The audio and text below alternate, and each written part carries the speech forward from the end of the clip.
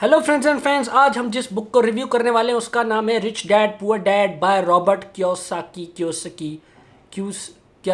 जो भी है। इस बुक में रॉबर्ट ने अपने बचपन की कहानी बताई है कि कैसे वो और उसका दोस्त माइक एक ऐसे स्कूल में पढ़ते थे जिसमें सारे अमीर बच्चे पढ़ते थे, और वो अमीर बच्चे इन दोनों बच्चों को लिफ्ट नहीं कराते थे क्योंकि ये गरीब बच्चे थे। तो इनके अंदर चुल हुई कि भाई ये क्या बात हुई यार, हमें क्यों नहीं ये पार्टियों पे बुलाते, अब हमें भी पैसे चाहिए। तो फिर इन्होंने ये नहीं किया कि जाके कोई स्कीम लगा ली कि भाई 25 दिन में पैसा डबल, नहीं नहीं, ना ही जाके अपने अब्बों के पास गए और उनको बोला कि भाई ज़्यादा पैसे कमाओ, ये क्या बात हुई। नहीं, इन्होंने क्या किया, इन्होंने कहा कि हम खुद पैसे कैसे बनाएंगे ये पता करना है हमें। अब जो रॉबर्ट के अब्बा थे वो एक एजुकेटेड आदमी थे, वो एक टीचर थे, लेकिन मसला ये था कि वो जितना पैसा कमाते थे उतने खर्च हो जाता था। तो रॉबर्ट के जो अब्बा थे यानी कि वो पढ़े लिखे थे लेकिन वो पुअर डैड थे, और दूसरी तरफ थे माइक के अब्बा। अब माइक के अब्बा इतना पढ़े लिखे नहीं थे लेकिन वो पैसा अच्छा कमा लेते थे क्योंकि वो बिजनेसमैन थे, तो he was a rich dad. Hence guys the title of the book is rich dad poor dad. तो भाई इन्होंने सोचा कि हम दोनों को जो डैड्स हैं, जो अब्बे हैं, उनमें से माइक के अब्बा ज़्यादा अच्छे पैसे कमा लेते हैं, उन्हीं से पूछ लेते हैं कि पैसे आखिर कैसे बनाए जाते हैं। तो इन दोनों बच्चों ने माइक के अब्बू के साथ मीटिंग कर ली।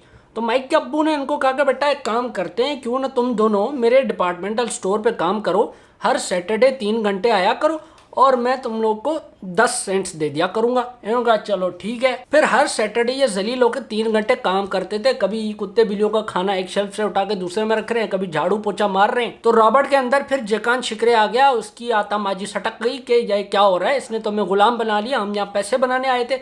उसने माइक को बोला कि भाई तू अपने रिच डैड को बोल कि मैं उससे दोबारा मिलना चाहता हूँ और मैं उससे पूछूंगा कि क्या है। रॉबर्ट जाके रिच डैड से फिर मिलता है, उससे बोलता है कि भाई ये क्या है, चाइल्ड लेबर के लॉज होते हैं इधर, मैं केस करा दूंगा, ये एक तो इतनी मेहनत करा रहे हो और दूसरा क्या दे क्या रहे हो, 10 सेंट्स। तो रिच डैड ने बड़े ऐसे गॉडफादर वाले स्टाइल में उसे कहा कि you sound like people who used to work for me और people I fired long ago. Rich dad ने बोला कि बेटा देखो, ये लेक्चर वेक्चर जो है ना, ये स्कूल के टीचर देते हैं, जिंदगी लेक्चर नहीं देती, वो पुश अराउंड करती है, इधर उधर बजाती है, इसी तरह सबक सिखाती है। और हाँ, एक बात हमेशा याद रखना कि गरीब पैसों के लिए काम करते हैं और अमीर के लिए पैसा काम करता है, यानी कि poor work for money and rich have money work for them. तो ये बात क्योंकि अभी रॉबर्ट छोटा था तो उसके यहाँ से यूं करके उड़ गई, लेकिन फिर रिच डैड ने उसको बोला कि देखो, तुमने एतराज़ किया, तुमने गुस्सा किया, आई लाइक्ड इट। गुस्सा, एंगर मुझे पसंद है, क्योंकि when anger is combined with love it becomes passion and I can see the passion in you boy। तुमने एतराज़ किया, तुमने गुस्सा किया, I liked it। अगर तुमने नहीं किया होता और कबूल कर लिया होता, ऐसे ही चलते रहते, तो मैं तुम्हें कभी कुछ सिखाने वाला था ही नहीं। रिच डैड ने उसको एक और बात समझाई कि जो लोग ऐसे सेफ खेलना चाह रहे होते, जो रिस्क से घबराते हैं, तो फिर उनको पैशन ड्राइव नहीं करता, उनको डर ड्राइव करता है। क्योंकि देखो, पैसे के लिए काम करना बड़ा इजी है, उसमें रिस्क नहीं है, जॉब लो, काम करते जाओ, खत्म, रिस्क नहीं है। फिर रिच डैड ने ऐसे रॉबर्ट का मुंह पकड़ के उसको बोला कि बात सुनो, मैं तुम्हारे अब्बे से ज़्यादा पैसे कमाता हूँ, लेकिन फिर भी तेरा अब्बा ज़्यादा टैक्स देता है, क्योंकि वर्कर्स पे more tax than investors. Robert को कुछ समझ नहीं है कि हो क्या रहा है। रिच डैड ने बोला उसको, अभी बात सुनो, जाओ काम पे जाओ और अब से मैं तुम्हें 1 रुपया भी नहीं दूंगा। रॉबर्ट कहते ये क्या बात हुई, मैं तो अपने पैसे बढ़ाने आया था, इधर तो ये 0 पे मुझे लेके चला गया। लेकिन इतनी हैवी डायलॉग बाजी के बाद रॉबर्ट का मुंह ही नहीं था कि वो रिच डैड से काउंटर कर सके, तो आराम से चुप करके घर चला गया। रिच डैड ने कुछ अरसे बाद दोनों बच्चों को बुलाया और उनको बोला कि बात सुनो, अब से मैं तुम्हारी तनख्वाह बढ़ा देता हूँ, $1 कर देता हूँ, बल्कि $2, बल्कि $5 कर देता हूँ, लेकिन शर्त यह कि मैं तुम लोग को इसके अलावा और कुछ सिखाऊंगा नहीं। तो बताओ, क्या तुम्हें ये डील कबूल है? $5। 1956 की बात है, उस ज़माने में बच्चे को $5 यानी कि वो बहुत ज़्यादा पैसे थे। दोनों बच्चे एक दूसरे को देखने लगे कि ये $5 तो हमें दे देगा, लेकिन ये हमें सिखाएगा नहीं कि how to make more money. तो क्या सीन है, ये ऐसे चुप रहे और ये इन्होंने जवाब नहीं दिया, यानी कि वो डील कबूल नहीं की। रिच डैड दोबारा मोगेम्बो की तरह खुश हुआ कि मुझे अच्छा लगा कि तुम लोगों ने लालच नहीं की। अब मेरी बात गौर से सुनो, इंसान के 2 बेसिक इमोशंस होते हैं, फियर और ग्रीड, और जो भी बंदा फियर और ग्रीड का गुलाम हो गया वो कहीं आगे नहीं जाएगा। एक मखसूस फियर है, fear of living without money, fear of having no money. वो मोटिवेट करता है कि यार मेरे पैसे ना ख़त्म हो जाए मेरे पास, तो वो मोटिवेट करता है, आप और काम करते हो और पैसा आ जाता है। और वो जैसे ही आता है तो उस फियर के बाद एक और चीज़ आती है, ग्रीड, कि अब तो इतना आ गया है तो अब थोड़ा सा खर्चा कर लेते हैं, नई गाड़ी ले लेते हैं, और जैसे आपने वो किया फिर आप ज़ीरो। और इसी तरह फियर और ग्रीड के साइकिल में आप चलते रहते हो, जिसको बोलते हैं रैट रेस। वो चूहा देखा ना आपने, जो व्हील के अंदर घूमता रहता है, ये फियर और ग्रीड इसी तरह से आपको घुमाते रहते हैं। 15 दिन बाद भी आप आओगे तो वो चूहा वहीं पे घूम रहा होगा। फियर कभी कभार बहुत ज्यादा पैसे लेके आ जाता है, क्योंकि जो फियर होता है, fear of living without money, उस वजह से इंसान इतना काम करता है कि बहुत ज्यादा पैसा आ जाता है। लेकिन फिर एक और फियर आ जाता है, फियर ऑफ लूजिंग मनी, कि अब ये पैसा मेरे हाथ से चला तो नहीं जाएगा। ये वाले वो लोग होते हैं जिनको आप कह सकते हो हाईली पेड स्लेव्स, यानी कि ऐसे गुलाम जिनकी बस तनख्वाह बहुत बड़ी है। रिच डैड ने उन बच्चों को कहा कि मुझे एक बात बताओ, तुम लोगों को कैसा लगा जब मैंने तुम्हारी तनख्वाह बढ़ाई, $1, $2, $5, अंदर कुछ हुआ, चुल हुई कि हाँ ले लेते हैं, मन में लड्डू फूटे कि हाँ ये ले लेते हैं, लेकिन तुम लोग रुके, संभले और तुम लोगों ने सोचा। ये बहुत इंपॉर्टेंट है। ऐसी क्या चीज़ है जो खौफ को और लालच को बढ़ा देती है? वो है इग्नोरेंस, जहालत। Ignorance intensifies fear and greed. ये वो मिसाल है जैसे खोते के आगे गाजर टंगाई जाए और बस खोता चलता जा रहा है कि ये गाजर मुझे मिल जाए। अगर सोचो उस खोते को पूरी पिक्चर मिल जाए कि देखो तुम्हारे साथ हो क्या रहा है, तो वो एकदम से रुक जाएगा। मिसाल ले लेते हैं, जैसे कोई डॉक्टर है, उसके अंदर फियर है कि यार मेरे खर्चे बहुत बढ़ रहे हैं, ये कैसे होगा। अब बच्चा भी जो है वो बड़ी गाड़ी मांग रहा है, तो उसके अंदर फिर एक ग्रीड आ जाती है कि मैं काम करता हूँ, अपनी फीस बढ़ा देता हूँ। वो जैसे अपनी फीस बढ़ाता है, गरीब लोग अफोर्ड नहीं कर पाते। वो इस तरह क्या होता है कि वेल्थ में गैप आ जाता है, अमीर बहुत अमीर होता है, गरीब बहुत गरीब होता है। और तारीख गवाह है मेरे दोस्तों, जब भी वेल्थ में बहुत ज़्यादा गैप आया है तो वो सिविलाइजेशन कोलैप्स कर गई है। और स्कूल सिस्टम हमेशा आपको ये सिखाता है कि आप पैसों के लिए काम कैसे करें, how can you work for money. ये दोनों बच्चे रिच डैड से इसी तरह सीखते गए और 1990 में जाके जब ये बड़े हुए तो दोनों बहुत अच्छे सक्सेसफुल बिजनेसमैन बन गए थे। 1923 शिकागो में एक मीटिंग हुई थी जिसमें उस जमाने के सबसे रिचेस्ट बिजनेसमैन आके बैठे थे। लेकिन कुछ सालों बाद जब देखा गया कि उनमें से कुछ ने खुदकुशी कर ली है, कुछ अभी तक कर्जे में है, कुछ वैसे मर गए हैं। और ऐसा क्यों हुआ? ऐसा ये हुआ कि भाई मार्केट क्रैश कर गई थी। उन सारे लोगों के नाम वगैरह इस बुक में लिखे हुए हैं, अब मैं उन नामों में नहीं जा रहा, लेकिन मुद्दे की बात यह है कि जब मार्केट क्रैश हो गई तो सारे लुट गए, बर्बाद हो गए। ऐसा क्यों? क्योंकि उनके पास पैसा तो था लेकिन फाइनेंशियल इंटेलिजेंस नहीं थी। ऐसे कई लोग गुजरे जिनकी लॉटरियां निकली, अचानक से बहुत अमीर हो गए और कुछ अरसे बाद देखा तो वो बहुत गरीब हो गए, बल्कि कर्जों में डूब गए, क्योंकि वो फाइनेंशियली लिटरेट नहीं थे। अब जो रिच डैड थे वो फाइनेंशियल लिटरेसी पे बहुत गौर फरमाते थे। बच्चों को कहते थे भाई पढ़ो, बेशक अकाउंटिंग बोरिंग सब्जेक्ट है लेकिन उसकी नॉलेज रखो। और जो हमारे एजुकेटेड रॉबर्ट के पुअर डैड थे वो कहते थे भाई एकेडमिक बुक्स पढ़ो, फिजिक्स केमिस्ट्री पढ़ो, यही जिंदगी है। पुअर और मिडिल क्लास आदमी पैसों के पीछे परेशान, यानी कि फाइनेंशियल स्ट्रगल में हमेशा इसलिए रहता है क्योंकि उसको डिफरेंस नहीं पता एसेट में और लायबिलिटीज में। सिंपल सी मिसाल ये कि एसेट वो है जो आपने खरीदा और वो आपकी जेब में पैसे डाल रहा है, यानी कि जैसे आपने कोई फ्लैट खरीदा और उसको रेंट पे लगा दिया। और लायबिलिटी है जैसे कि आपने गाड़ी खरीद ली, वो तो खरीद ली अब, लेकिन पेट्रोल का पैसा भी आपने भरना है, उसकी इंजन का ऑयल भी आपने चेंज कर रहे हैं, यानी कि आपकी जेब से पैसा उल्टा जा रहा है। तो ये पुअर और मिडिल क्लास आदमी की भूल ही यही है कि वो लायबिलिटी को अपना एसेट समझ बैठता है। अब इस डायग्राम के थ्रू हम समझेंगे कि जो पुअर आदमी है उसका कैश फ्लो किस तरह चलता है। उसकी इनकम आती है, आते ही उसके खर्चे बढ़ जाते हैं, एक्सपेंसेस हो जाते हैं और पैसे खत्म हो जाते हैं। लायबिलिटीज में भी कुछ नहीं होता, एसेट्स में भी कुछ नहीं होता, यानी कि बैलेंस शीट खाली की खाली। मिडिल क्लास आदमी का कैश फ्लो इस तरह होता है कि जैसे उसकी इनकम आती है उसने लायबिलिटीज इतनी ली होती हैं कि वो सारी लोन शोन में घुस के फिर एक्सपेंसेस में घुस के निकल जाती है, यानी कि एसेट जीरो ही रहता है। और एक रिच आदमी का कैश फ्लो इस तरह होता है कि उसके एसेट्स में से पैसे जाते हैं सीधे उसके इनकम में। किसी ने सही कहा है कि एक बेवकूफ आदमी और बहुत ज्यादा पैसा अगर ये मिल गए, उसको अगर मिल गया तो पता है क्या होगा? एक बहुत बड़ी party. A fool and his money is a big party। आज के दौर में एकेडमिक सक्सेस आपकी प्रोफेशनल सक्सेस को डिफाइन नहीं करती। ऐसा नहीं कि भाई तुम यूनिवर्सिटी में 4 GPA ही लेते थे तो अब तुम करोड़पति बन जाओगे, ऐसा नहीं है। जापानीज फिलॉसफी है जो कहती है भाई दुनिया में 3 बहुत बड़े पावर्स हैं। एक है पावर ऑफ स्वॉर्ड यानी कि पावर ऑफ वेपन्स यानी कि हथियारों की ताकत, दूसरा पावर ऑफ ज्वेल्स यानी पावर ऑफ मनी, तीसरा पावर ऑफ मिरर यानी पावर ऑफ सेल्फ नॉलेज, जो इन तीनों में से ज्यादा इंपॉर्टेंट है। अब पुअर और मिडिल क्लास आदमी क्या करते हैं, जो पावर ऑफ ज्वेल है यानी पावर ऑफ मनी है उसको छोड़ देते हैं कि वो उनको कंट्रोल करने लग जाती है। स्कूल हमेशा एम्प्लॉयज बनाना सिखाते हैं भाई, एम्प्लॉयर्स बनाना नहीं सिखाते, यानी कि वो नौकरियां करना सिखाते हैं, आपको नौकरियां बनाना नहीं सिखाते। They don't teach you to create jobs, they tell you to do the jobs. और वो यही सिखाते हैं कि तुम अपने एजुकेशन में एक्सेल करते जाओगे, मनी तुम्हें खुद ही फॉलो करती जाएगी। Just show me any billionaire, any millionaire, any very rich person जो सिर्फ और सिर्फ नौकरी करता हूँ। अब सबसे बड़ी बहस ये है कि आपका जो अपना घर है वो एसेट है या लायबिलिटी है। अब पुअर और मिडिल क्लास ये समझते हैं कि वो हमारा एसेट है, जी माशाल्लाह जी हमारा बड़ा घर ले लिया जी, ओए होए क्या बात। रिच कहता है कि नहीं, आपका घर आपकी लायबिलिटी है, क्योंकि जैसे ही आपने वो लिया अब उसके खर्चे भी आपको करने पड़ेंगे, यानी कि आपकी जेब से पैसे जा रहे हैं। बिगर होम का मतलब है बिगर एक्सपेंसेस। अब रॉबर्ट भाई कह रहे हैं कि मैं ये नहीं कह रहा कि तुम कभी बड़ा घर लो ही ना, मैं कह रहा हूँ कि अगर तुम्हें बड़ा घर लेना है तो पहले एसेट्स बनाओ, यानी कि अपनी मेहनत कर करके सेविंग कर कर पैसा बचा के बड़ा घर मत लो।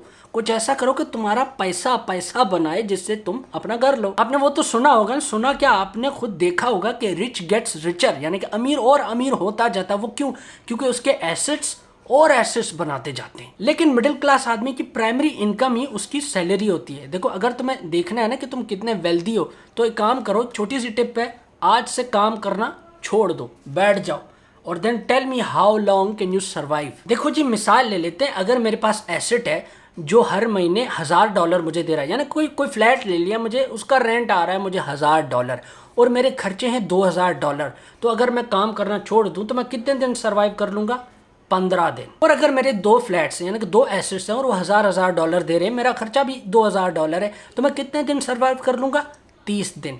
तो फिर मैं हुआ वेल्दी, यानी कि मैं अगर कुछ भी ना करूं तो मैं चलता रहूंगा जिंदा। लेकिन अभी भी आप वेल्दी हो, रिच नहीं हो। रे क्रॉक, आई होप मैं नाम सही ले रहा हूँ, जो मैकडॉनल्ड्स का ऑनर है, एक दफ़ा वो MBA की क्लास लेने गया, उनको लेक्चर देने गया, तो उनके स्टूडेंट्स ने उनको बोला कि लेक्चर तो हो गया, तो चलो ज़रा चलते हैं, ज़रा गप्पे शप्पे मारते हैं आपसे। तो इसी तरह ये कोई बार रेस्टोरेंट वगैरह चले गए, वहाँ पे रे ने अचानक से अपना ग्लास उठाया और बोला कि बच्चों बताओ मैं कौन हूँ, हु एम आई। सारे बच्चे ऐसे हो गए कि क्या बात कर रहे, सबको पता है आप कौन है। उन्होंने कहा फिर भी बताओ हु एम आई।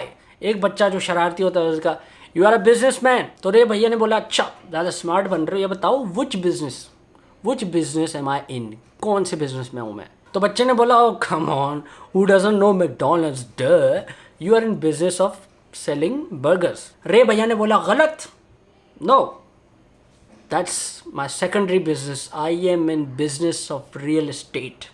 सारों ने बोला है ये क्या हो गया, और यही हकीकत है कि McDonald's is one of the biggest real estate company. इस वक्त $30 बिलियन वर्थ की उसकी प्रॉपर्टी है। तो भाई हुआ क्या, रॉबर्ट कहता है कि रे माइंडेड हिज ओन बिजनेस। अब ये माइंडिंग योर ओन बिजनेस क्या है? अगर आप प्रमोशन पे फोकस कर रहे हो, आप चाह रहे हो आपकी तनख्वाह बढ़ रही हो, या आप ओवर टाइम कर रहे हो, तो आप पता है क्या कर रहे हो, आप किसी और को अमीर बना रहे हो जिसकी वो कंपनी है। You are not minding your own business. Robert says उस बिजनेस पे फोकस करो जहां पे तुम्हारी फिजिकल प्रेजेंस होना ज्यादा मैटर ना करती हो। अगर तुम्हारी फिजिकल प्रेजेंस होना ज्यादा मैटर करती है तो फिर से वही आपकी जॉब बन जाएगी, जैसे कि stocks, bonds, real estate, royalty from your intellectual property. जैसे कि भाई 2005 में हनी सिंह ने कोई गाना बना दिया, आज तक उसको उसी गाने के पैसे मिल ही जा रहे हैं। और हाँ, if you invest your money wisely, तो आपका जो पैसा होता है वो 24 घंटे काम कर रहा होता है आपके लिए ज्यादा पैसा बनाने में। और rich by there luxuries in last and poor and middle class they bye there luxuries first. Middle class आदमी को जैसे पैसे आते हैं वो कहता है मुझे पहले लग्जरी चाहिए, लेकिन रिच आदमी लग्जरी को एज अ रिवॉर्ड लेता है, तो वो लास्ट में लेता है। True luxury is the reward of investment. England और अमेरिका में पहले टैक्स का कोई सीन नहीं होता था, यानी कि ब्रिटेन वालों ने कहा था भाई नेपोलियन के साथ जंग करना है तो थोड़े से पैसे दे दो, और अमेरिका वालों ने कहा था भाई सिविल राइट्स का मसला चल रहा है, थोड़े थोड़े पैसे सारे दे दो। आगे जाकर उन्होंने इनकम टैक्स को परमानेंट कर दिया, जिसपे सारे रोने लग गए कि ये क्या बात हुई भाई, कमाए हम और तुम्हें भी खिलाएं। तो गवर्नमेंट ने उनको रॉबिन हुड वाली थ्योरी से कन्विंस कर दिया। अब रॉबिन हुड क्या था? रॉबिन हुड वाली कहानी हमने बचपन में पढ़ी थी कि वो एक ऐसा बंदा था जो अमीरों से लूटता था और गरीबों को दे देता था, और इसी तरह उसके बहुत ज्यादा चाहने वाले बन गए, उसके फॉलोअर बन गए। रिच डैड कहता है कि बड़ा ही फजूल आदमी था वो। तो गवर्नमेंट ने कहा कि भाई देखो ये जो अमीर लोग हैं इनसे टैक्स वैक्स लेंगे तो ही आप पे लगाएंगे ना, इनमें तो आप ही का फायदा है। सारे कहने लगे हाँ ठीक है, अमीर को लूटो गरीब को तो गुड सीन है। तो हुआ क्या, रियलिटी ये हुई कि भाई अमीरों ने नित नए तरीके निकाल लिए और अपने कॉर्पोरेट से और पैसे बनाते गए, क्योंकि कॉर्पोरेट की इनकम टैक्स कम होती है इंडिविजुअल इनकम टैक्स से। गवर्नमेंट की भूख बढ़ गई, फिर मिडिल क्लास आदमी और गरीब पे भी टैक्स लागू कर दिया, यानी कि अब भी सफर करे तो कौन? गरीब और मिडिल क्लास आदमी। अब वो क्यों? क्योंकि इनको गेम नहीं आती। अब जो रॉबर्ट के अब्बा थे, जो पुअर डैड थे एजुकेटेड, वो कहते थे कि भाई तुम कॉर्पोरेट में घुसो, उसकी सीढ़ी में घुसो, उसकी सीढ़ी पे आहिस्ता आहिस्ता चढ़ते जाओ, प्रमोशन मिलेगी, पैसा वैसा आता रहेगा। उधर रिच डैड कहते थे कि भाई क्यों ना ऐसा कर ले कि वो जो सीढ़ी है उसको खरीद लें। Why rise on the ladder when you can own the ladder. Robert कहते हैं कि भाई मैं जब किसी स्टूडेंट से सवाल पूछता हूँ और उसको जवाब सही वाला पता भी होता है लेकिन वो दे नहीं पाता, तो कसम मैं नहीं रोता, मेरा अंदरों दिल रोता है, क्योंकि इतना उसके पास लैक ऑफ कॉन्फिडेंस होता है। ये जो लैक ऑफ कॉन्फिडेंस है, जो अंदर सेल्फ डाउट है, ये कभी भी आपको आगे बढ़ने देता ही नहीं। तो ऐसा नहीं कि जो हमेशा सिर्फ स्मार्ट है वो आगे जाए, बोल्ड होना भी बहुत जरूरी है। करेज, हिम्मत और नॉलेज दोनों ही चाहिए। और कुछ लोग बड़े गोल्डन एरा में चलते हैं, वो चेंज को कभी एक्सेप्ट ही नहीं करते, इसलिए आगे नहीं जाते। जैसे कि आपने नोकिया की मिसाल ले लो।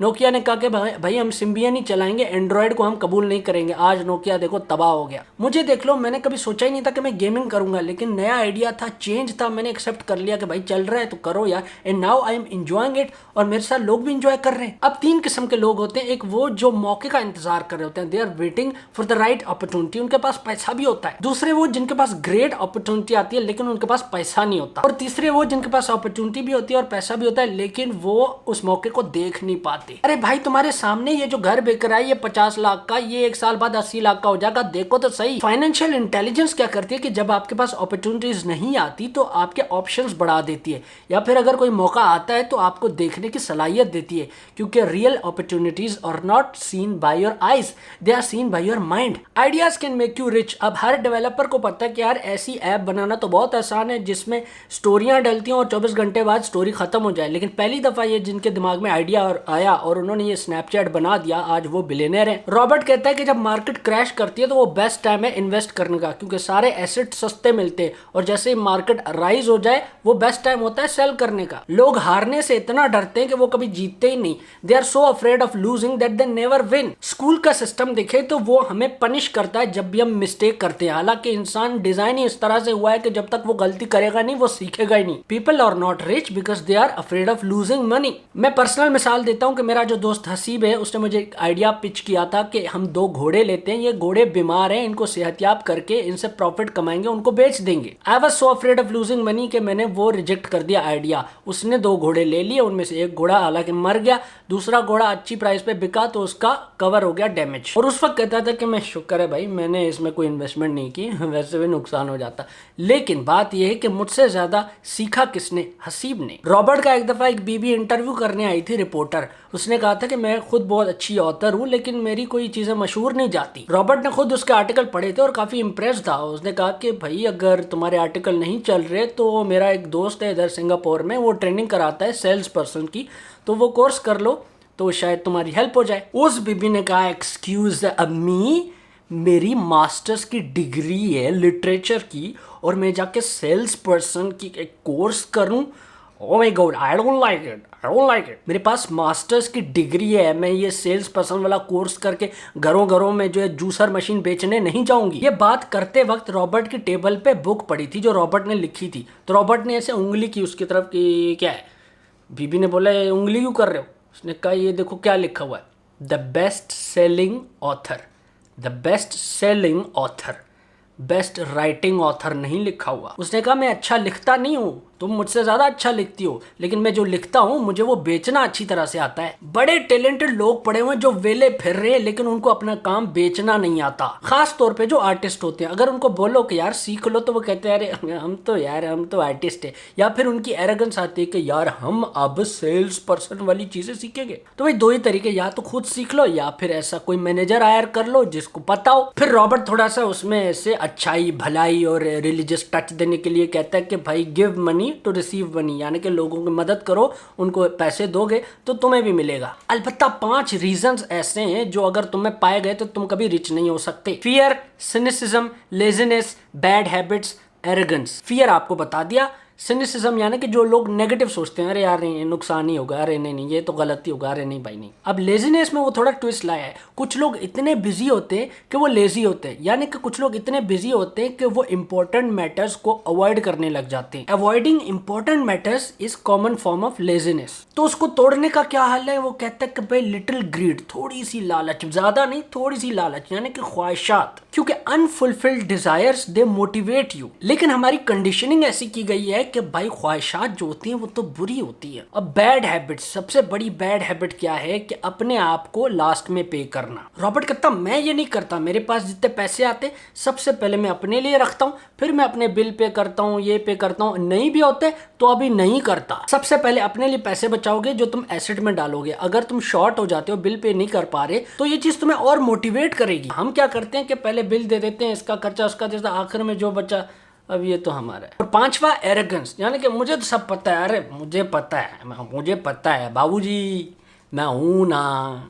जिसको सब पता है उसको तो फिर बताने की जरूरत ही नहीं, उसको फिर छोड़ दो। तो इसलिए हमेशा सीखते रहो। I hope you like the summary of this book. आगे भी इस तरह बुक्स की समरीज और रिव्यूज आते जाएंगे। If you like this video, subscribe both my channels. Subscribe.